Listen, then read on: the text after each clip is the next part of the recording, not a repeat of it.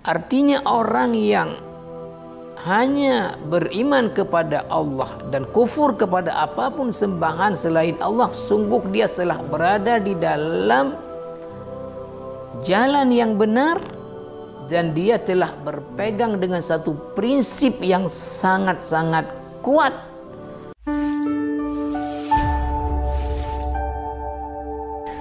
Bismillahirrahmanirrahim.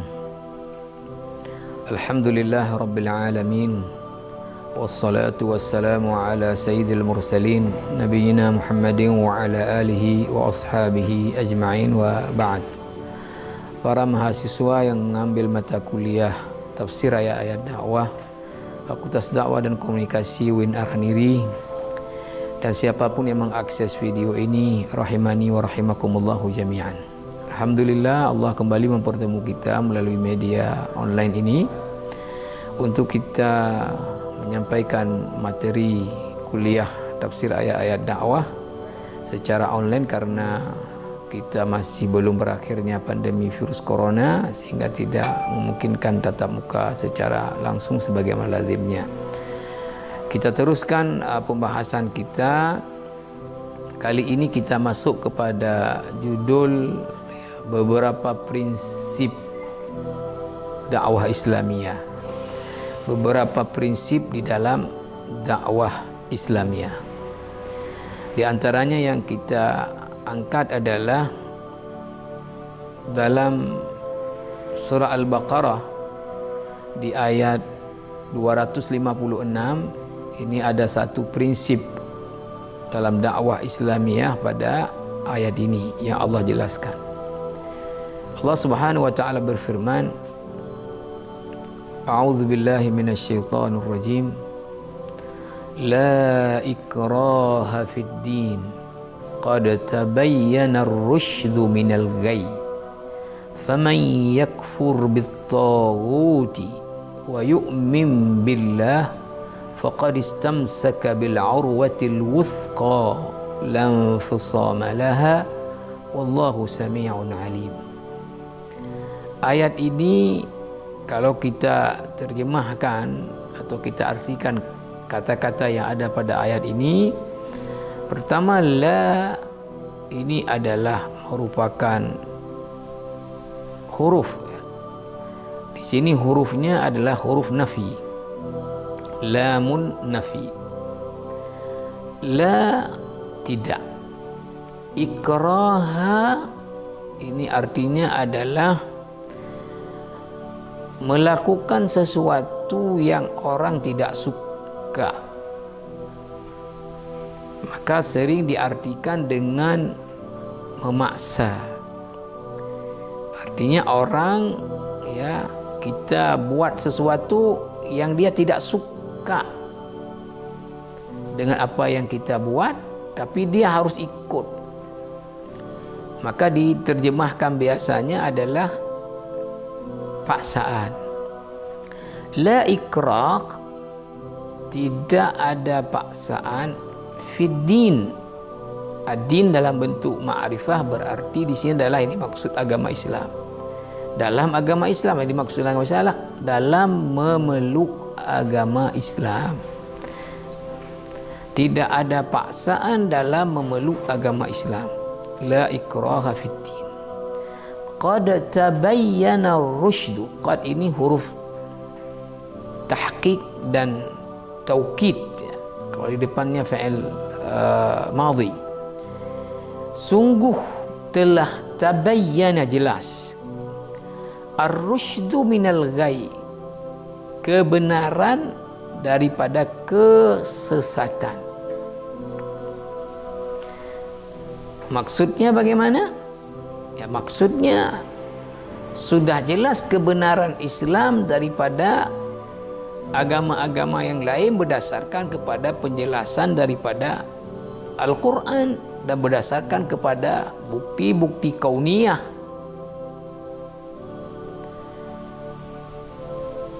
Maka kemudian Allah katakan, faman yakfur bit-taghut,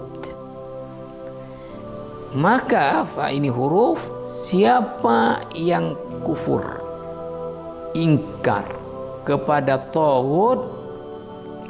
Taghut ini banyak pemahaman para mufassir ya. Untuk makna taghut diambil dari kata tagha, dia melampaui batas. Ada yang mengatakan ini adalah maknanya adalah syaitan, ada yang mengatakan ini maknanya berhala. Tapi Syekh Wahab Azhari dalam tafsir Al-Munirnya mengatakan bahawa taghut di sini yang paling tepat kita ini kan adalah kullu ma'budin siwallah.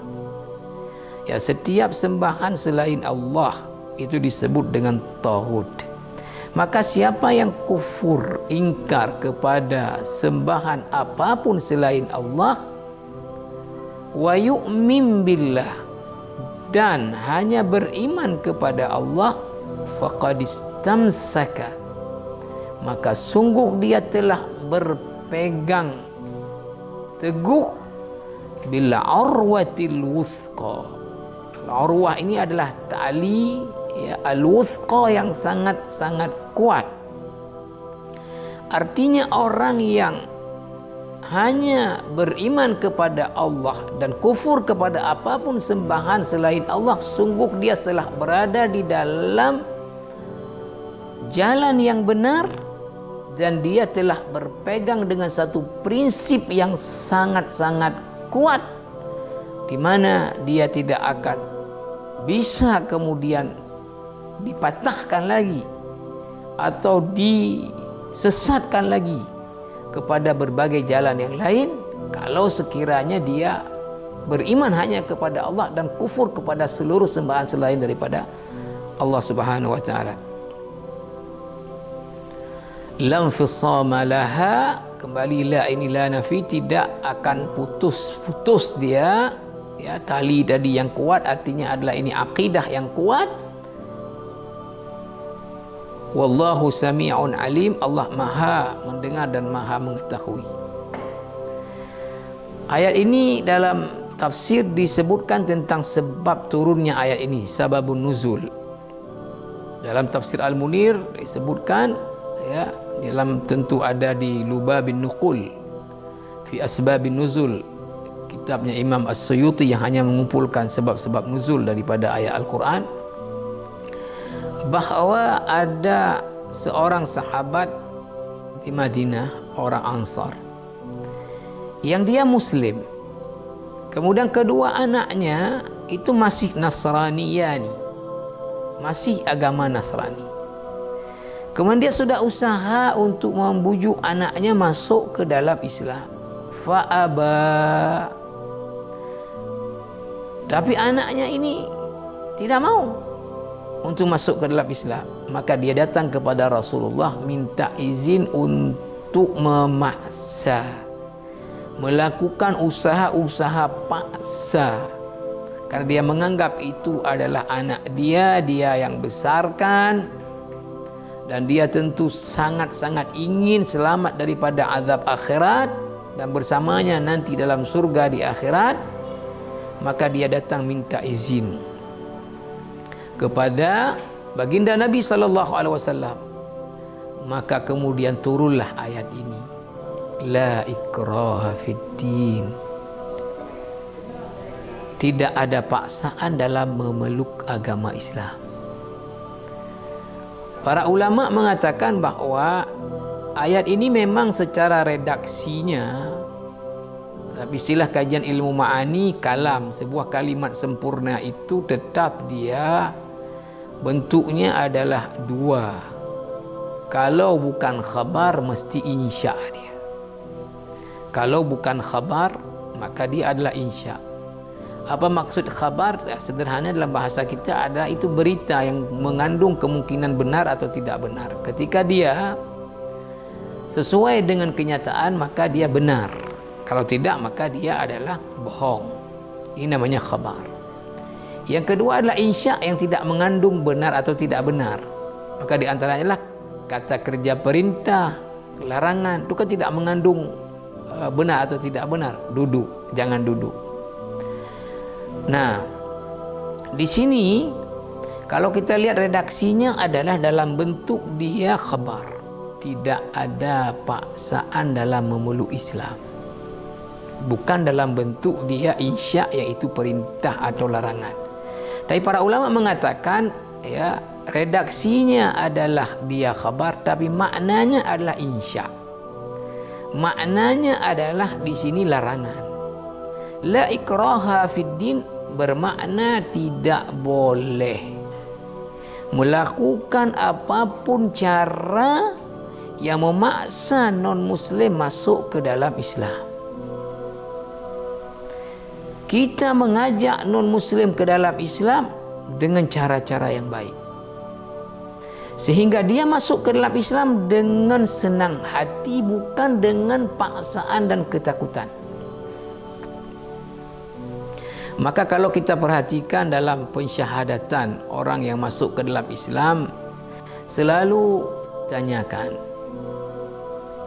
apa motivasi dia masuk Islam, lalu kemudian apa faktor yang menyebabkan dia masuk Islam, untuk dipastikan bahwa dia masuk Islam adalah atas pilihannya, bukan karena takut dibunuh, takut diancam, takut macam-macam. Tapi betul-betul itu adalah atas keinsafan dirinya. Para mahasiswa dan siapapun yang mengakses video ini rahimani wa rahimakumullah, Syekh Wahbah Az-Zuhaili dalam tafsirnya Al-Munir kembali mengatakan bahwa ayat ini dengan tegas menjawab tuduhan pihak-pihak tertentu yang mengatakan Islam ini tersebar ke berbagai penjuru dunia itu dengan perang, dengan pedang, dengan kekerasan. Bahwa dalam mengajak orang masuk ke dalam Islam tidak boleh bagi setiap muslim manapun dengan kekerasan. La ikraha fiddin. Bahwa dalam sejarah ada terjadi perang, maka para ulama mengatakan itu ketika umat Islam tentu mempertahankan dirinya, seperti dalam perang Badar yang diserang oleh orang-orang kafir Quraisy, dalam perang Uhud, dalam perang Ahzab, atau kemudian dalam menyebarkan dakwah kemudian mereka diajak perang oleh pihak-pihak yang diajak berdakwah. Banyak sekali negeri-negeri yang terutama sekali menjadi contoh ketika Fathu Mekah, bagaimana Rasulullah SAW tempat lahirnya, negeri kelahirannya, tempat para saudaranya, bagaimana beliau telah diperlakukan oleh orang-orang Quraisy Mekah, bagaimana pamannya Sayyidina Hamzah diperlakukan pada waktu perang Uhud. Maka ketika Nabi menaklukkan kota Mekah, tidak ada satu orang pun yang kemudian disakiti, diperangi dan sebagainya. Dan banyak lagi Islam masuk ke berbagai wilayah, termasuk ke Nusantara ini, tidak melalui perang. Karena memang tidak boleh dalam Islam menyampaikan dakwah dengan kekerasan. Ini prinsip yang pertama. Kita lihat saja latar belakang turun ayat ini saja. Orang tua saja yang anaknya sendiri dilarang dengan cara-cara yang memaksa. Tetap dengan cara-cara bil hikmah wal mau'izatil hasanah wajadilhum billati hiya ahsan, yang sudah kita jelaskan.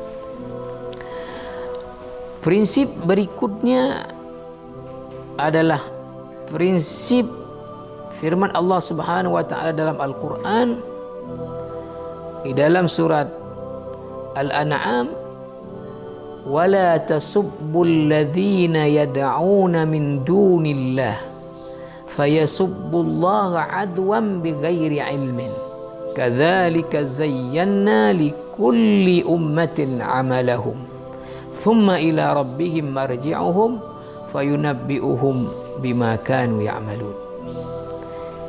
Wala tasubbul ladzina, wow sering diartikan dan, ya, huruf dia kemudian la di sini adalah lamun nahyi, la larangan. Tasubbu artinya adalah fi'il mudhari' dia yang menjadi la, ada lamun nahyinya.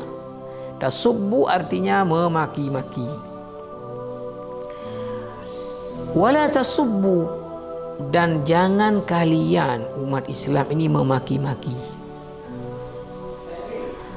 alladzina yad'una min dunillah, orang-orang yang menyembah, beribadah kepada selain Allah.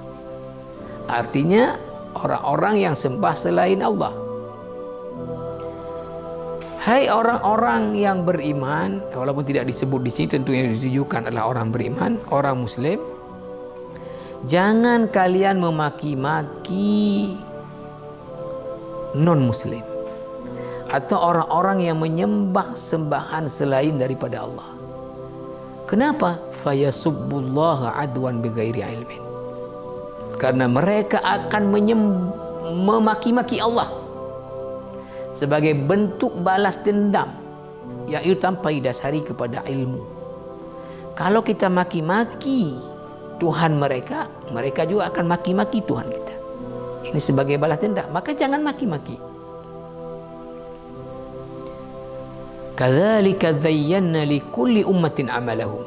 Demikianlah kami telah hiasi, kata Allah, setiap umat itu amalnya. Artinya bahwa apa yang mereka sembah, mereka pikir itu benar.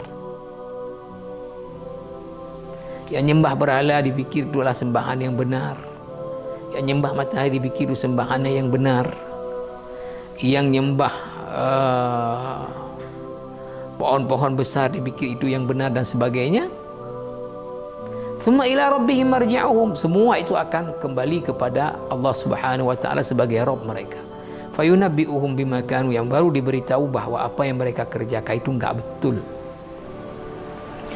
Nah, ayat ini ya prinsipnya bahwa kita dai ini dan siapapun juga dari Muslim ini dilarang memaki-maki ya sembahan selain Allah. Pada ayat ini disebutlah memaki-maki orang yang menyembah selain Allah. Tapi dalam tafsir juga disebutkan bahwa memaki-maki sembahan selain daripada Allah. Karena orang yang menyembah selain Allah berarti termasuk apa yang dia sembah. Nanti ketika kita maki-maki dia, ya akan masuk otomatis apa yang dia sembah. Karena dia akan juga balas dendam memaki-maki Allah Subhanahu wa taala.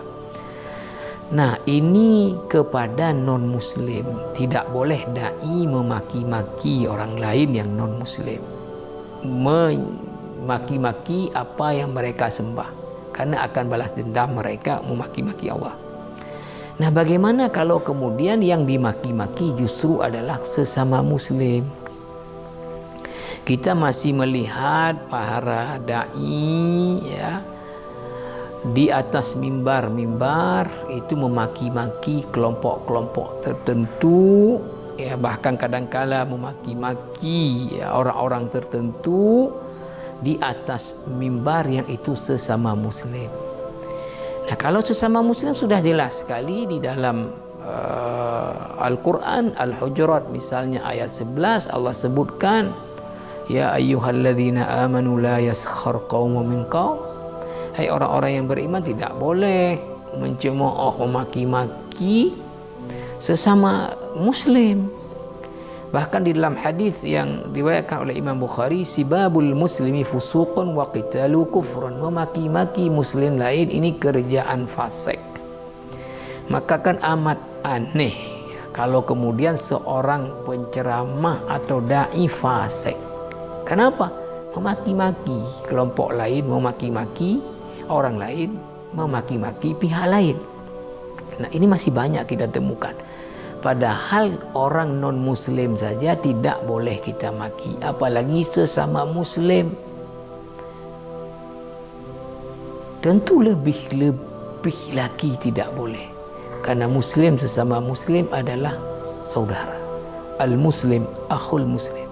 Maka tidak boleh memaki-makinya, menghinanya, menzaliminya. Inilah perkara yang tidak dibolehkan. Tapi masih ada para dai yang tadi menggunakan mimbar untuk memaki-maki kelompok lain, memaki pihak lain dan orang-orang lain. Ini pekerjaan yang fasik. Dalam surah Al-Hujurat Allah mengatakan dengan tegas, wa man lam yatub fa ulaika humudz zalimun. Yang tidak bertaubat dari kerja memaki-maki, menghina orang lain, mencemooh orang lain, ini adalah orang-orang yang zalim. Inilah beberapa prinsip ya yang kita angkat dalam kajian tafsir ayat-ayat dakwah. Mudah-mudahan bermanfaat bagi saya dan semua kita. Assalamualaikum warahmatullahi wabarakatuh.